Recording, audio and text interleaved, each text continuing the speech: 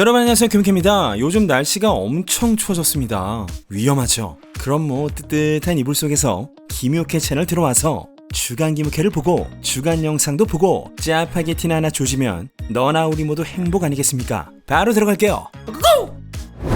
저스틴 팀버레이크가 브리트니 스피어스의 회고록으로 밝혀진 낙태 강요 사건 이후 처음으로 레드카펫에 등장했습니다. 신작 영화 트롤스의 시사회 장소였는데요. 엔싱크 멤버들과 동료 배우인 안나 켄드릭, 아내 제시카 비엘도 함께했습니다. 저스틴은 이렇게 영화와 다시 뭉친 엔싱크를 홍보했고 브리트니는 훨씬 더 치명적인 폭로가 담긴 책 2권을 준비 중이라네요. 2권에도 혹시 저스틴 얘기가 있을까요? 인기 속옷 브랜드인 빅토리아 시크릿의 대표적인 엔젤로 꼽힌 바 있는 아드리아나 리마의 외모가 요즘 많이 달라졌다는 소리를 듣는다죠. 이쪽이 비포, 이쪽이 애프터 되겠습니다. 두 장의 사진 모두 2023년에 촬영이 된 건데요. 네티즌들은 다른 부분에 비해 특정 부분이 부어있어 손을 좀 본 것 같다 라는 의견이 많았습니다만 아드리아나가 이렇게 입장을 밝혔죠.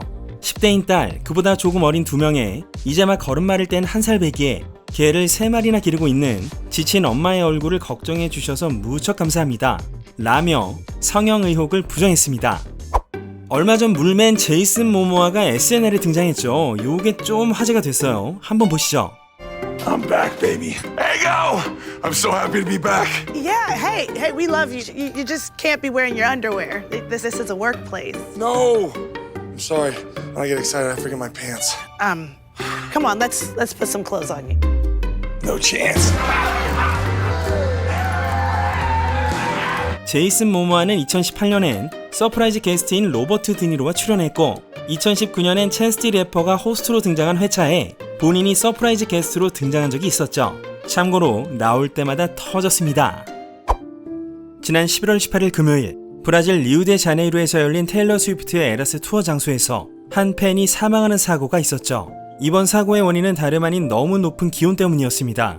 기온이 무려 35도로 급상승한 투어 당일 테일러의 팬들은 리우데자네이루의 에스타디오 닐턴 산토스에 들어가기 위해 몇 시간을 땡볕 아래에서 기다리고 있었다는데요. 사망한 테일러의 팬 아나 클라라 베네비데스도 엄청나게 더운 상황을 본인의 인스타 스토리로 공유하기도 했습니다. 브라질 현지 매체인 폴리아지 상파울루에 따르면 공연장 맨 앞줄에 있던 아나는 테일러가 두 번째 곡을 부를 때 갑자기 쓰러졌고 구급대원들이 현장에서 조치 후 경기장에 있는 의료센터로 옮겨져 40분가량 의료진에게 응급처치를 받은 뒤 인근 병원으로 이송되는 도중에 두 번째 심정지를 일으켰으며 현지 병원에 도착한 직후 사망했다고 보도되고 있는데요. 아나는 이번 공연을 보기 위해 태어나서 처음으로 비행기를 타고 리우데자네이루로 왔다는 사실이 알려져 안타까움을 더했습니다. 그 밖에도 현지 언론에 따르면 급격한 기온 상승으로 공연장에서 쓰러진 사람이 1000명이 넘는다고 합니다. 이 소식을 들은 테일러도 큰 슬픔에 빠졌다죠. 테일러는 이런 말을 쓰고 있는 게 믿어지진 않지만 오늘 밤 내 쇼 전에 팬을 잃었습니다.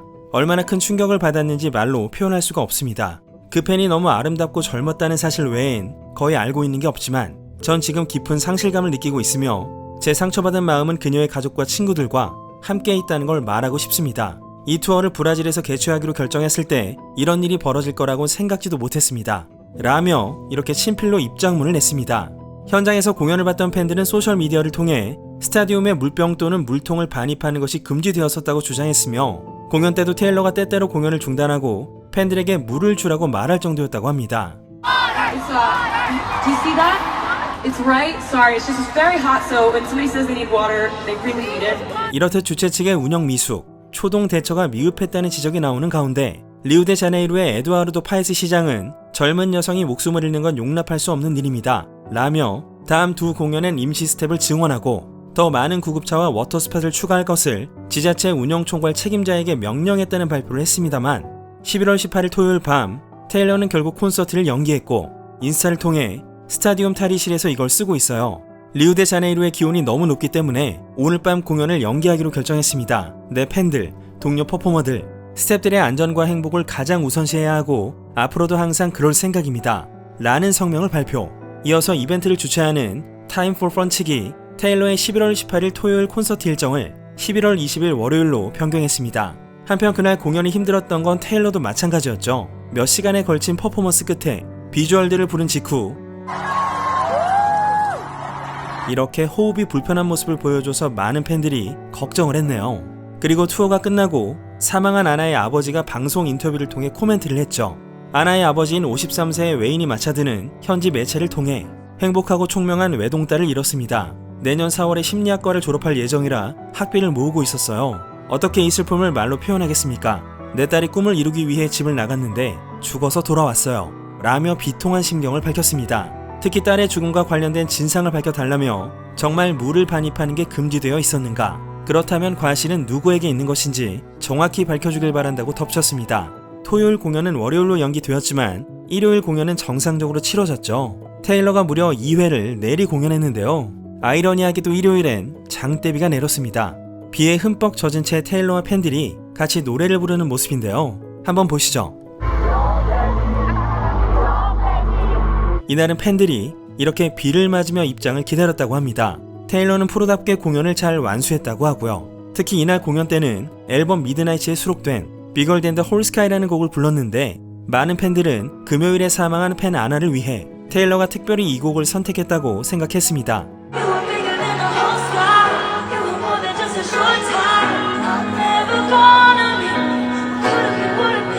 네, 현장에 있던 팬들은 누가 봐도 그건 아나를 위한 노래였고 테일러의 목소리 표정을 보면 그 감정이 오롯이 담겨 있었다 라는 코멘트를 남겼습니다.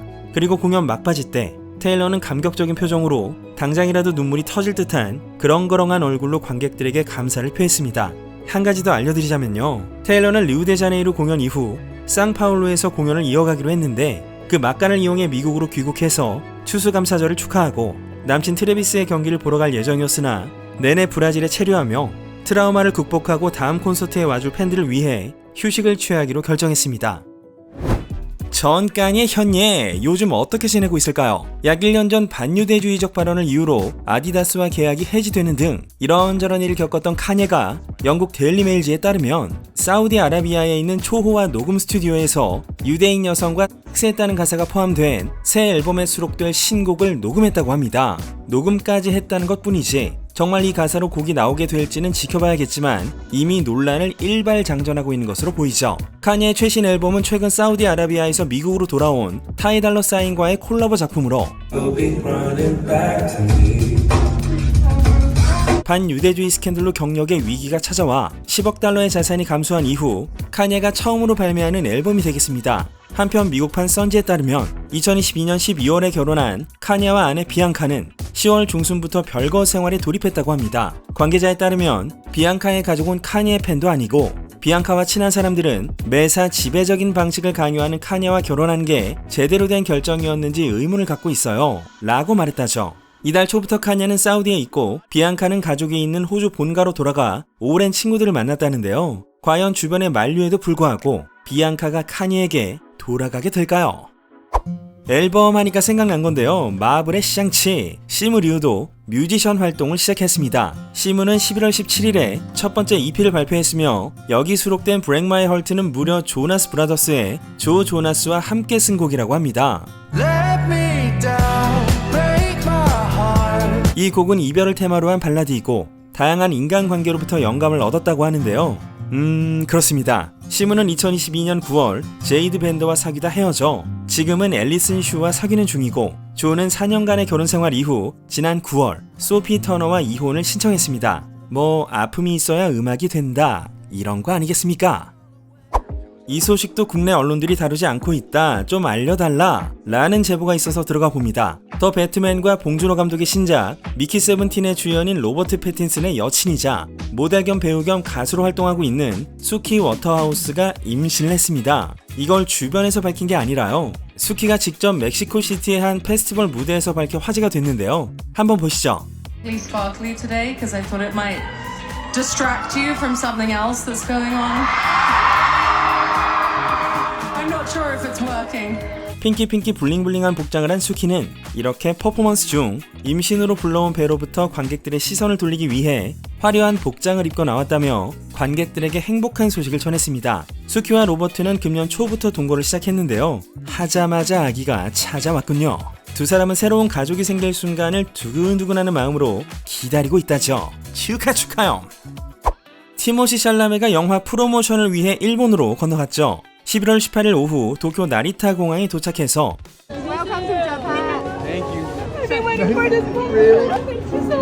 현지 팬들을 만났고 Let's do it. Here we go. 거리에서 팬들과 만나 촬영에 응하는 한편 자기 영화 광고가 나오는 전광판도 보고 Cannot believe that. That is crazy. 먹방도 하고 컵누들 뽑는 UFO도 찍고 네일 아트도 받고 메탈 기어 시리즈를 만든 게임 제작자 코지마 히데오와 만나기도 했습니다. 티미가 코지마가 만든 게임에 나오면 좋겠다는 생각. 저만 하는 건 아니겠죠. 스파이더맨 노웨이 홈의 일렉트로 제이미 폭스가 지난 11월 22일 성폭행 소송에 직면했습니다. 이게 소장인데요. 소장을 제기한 여성은 2015년 8월 26일 뉴욕의 한 루프탑 바에서 제이미 폭스를 만났고 새벽 1시가 되어 이 여성은 제이미에게 접근해 사진 촬영을 부탁했습니다. 제이미는 물론 베이비 너를 위해서라면 이라고 대답한 뒤 몇 장의 사진을 촬영했고요. 그리고 나서 제이미가 와우 슈퍼모델 같은 몸매네 좋은 향기가 난다 배우 가브리엘 유년을 닮았다 라는 등의 발언을 했다는데요. 그리고 나서 제이미가 이 여성의 팔을 붙잡고 깊숙한 곳으로 가 네 여기까지 하겠습니다. 온 가족의 주간 김우캐니까요.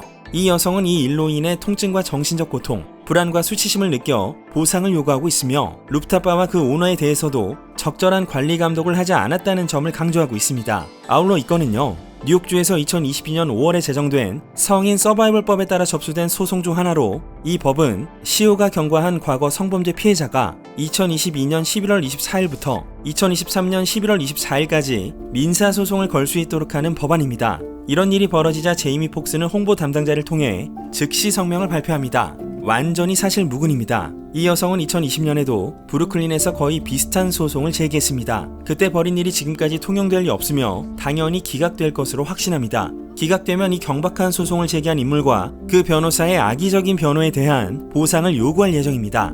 네, 방금 전에 말씀드린 성인 서바이벌법 때문에 제이미 폭스를 비롯한 여러 유명인들이 잇따라 소송을 당하고 있습니다.